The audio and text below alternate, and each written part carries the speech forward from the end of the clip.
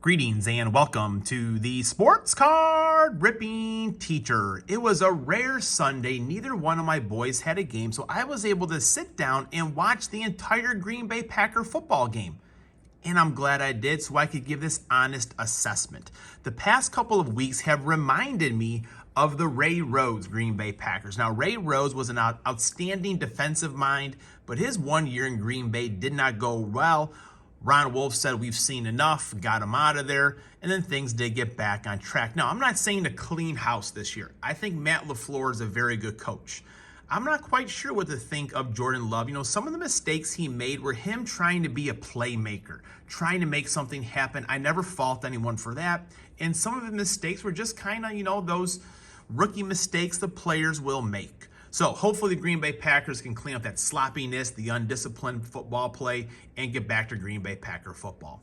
All right, let's go over this week's lesson plan. Today we're going to open 3 packs of Jumbo, Series 1, Series 2, and Update. And also, over the weekend for my short at Meijer, I found some of these Update blister packs in 2020 Baseball Series 1. Tomorrow, I will update you on the Pay Dirt Football League and open up a pack of Bowman U. Now, on Friday, Panini's supposed to release Certified Football, which I got at, under $200 last year. The Dutch auction starts at $600. So we'll see if it comes way, way, way down and I get into that ball game, and maybe that'll be our hobby product we open up to update you on the football league. Wednesday, we're going back to the same thing as today, wash and repeat. Thursday is going to be the Fantasy Rip League. So Heat 3 will begin. I had a good showing in the second week of Heat 2, but the first week I got a terrible start. So I do want to do a jumbo. I have last year's select and a mosaic. I'm going to do one of those and I think one of these. So Wildcat, maybe let me know what you think, because I do think we'll get a numbered card or a couple numbered cards out of each one of these. So hoping to do better. And of course, you know what we are doing on Friday. We'll go downtown hunting. All right, class is in session. Today's lesson is dedicated to the number 51. And today it goes out to Jim Ringo. He was a Pro Bowl center for the Green Bay Packers. And we're going to begin with a urban legend.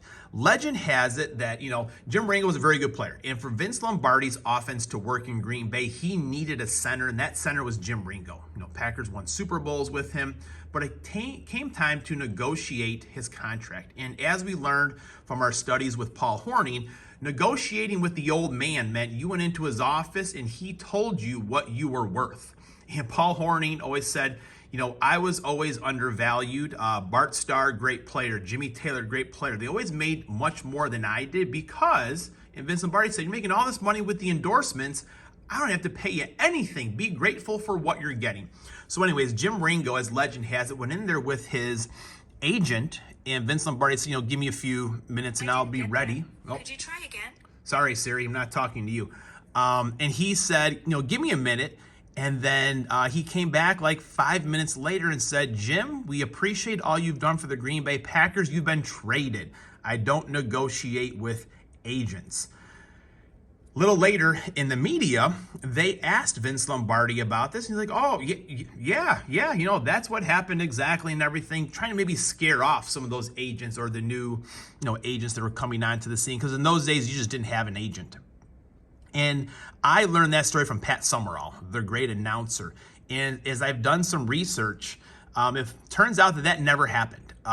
Jim Ringo, as part of the story, says he did have an agent, but they were talking with one of the assistants, and Jim Ringo was getting a little bit older, and he said that either I do want to sign here, but if that's not going to work, I would like to get closer to home.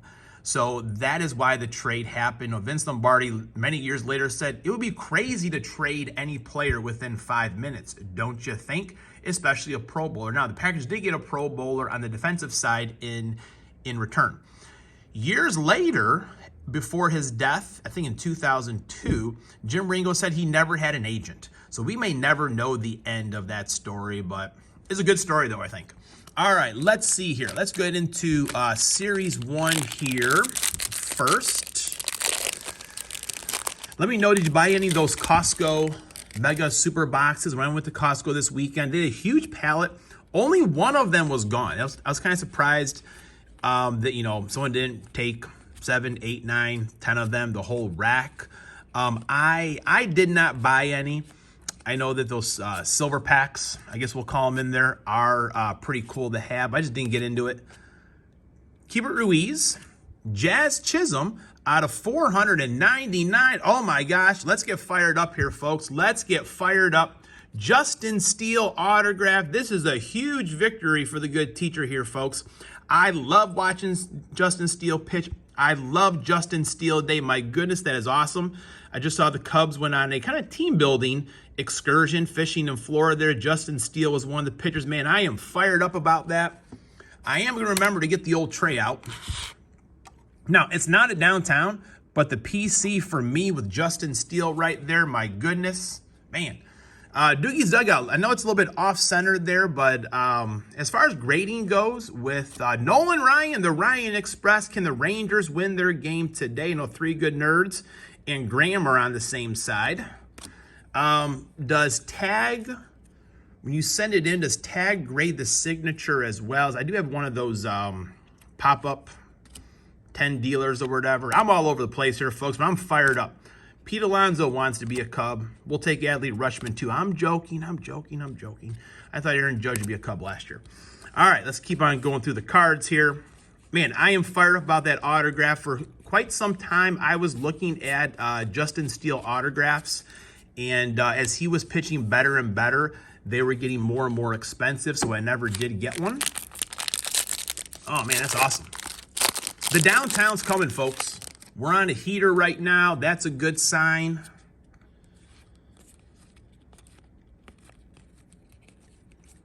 Some of you are probably watching this saying, man, he's all over the place today. Fired up?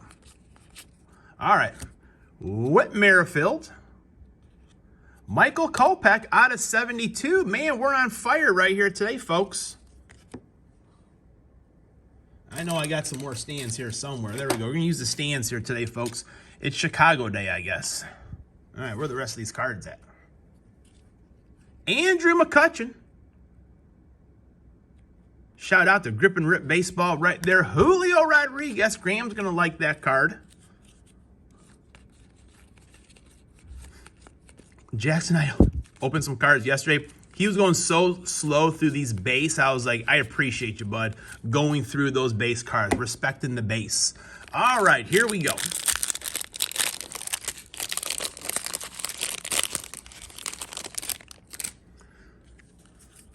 All right, our update series here.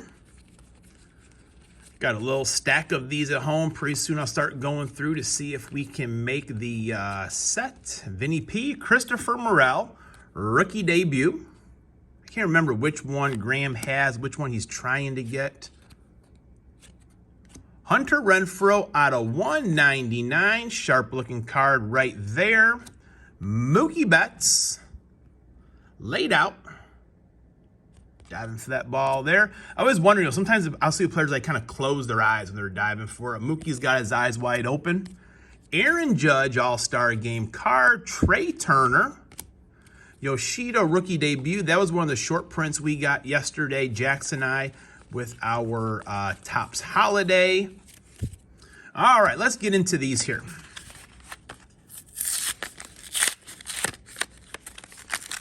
All right, that one opened kind of easy, so that was good. Sometimes opening these things is a real challenge of itself. All right, Milky Cabrera, Marvin Gonzalez. All right, 2020 Topps, folks. It's always interesting to see, where are they now in Yordan Alvarez? That was the one card I was hoping to get out of this. One pack is all I needed. Man, that's a sharp-looking card. The big man there, rookie cup, rookie logo, awesome. I should put Yordan up on the stand, as I was hoping to get that card there along the way. Very nice. Clayton Kershaw. Sharp-looking card right there. Cole Calhoun. Patrick Corbin. Aguilar. Matt Carpenter. Craig Kimbrell. Got the old arm dangling there.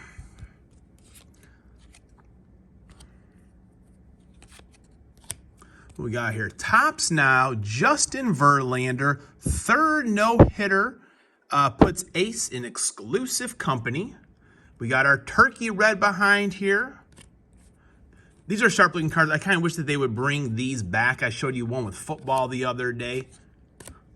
All right, and I was surprised to see a couple of these. So they only had two. So I did buy both of them. And this one is a little bit harder to get there. Let's see if we can get it. We don't want to damage that good Julio that's in there, I think.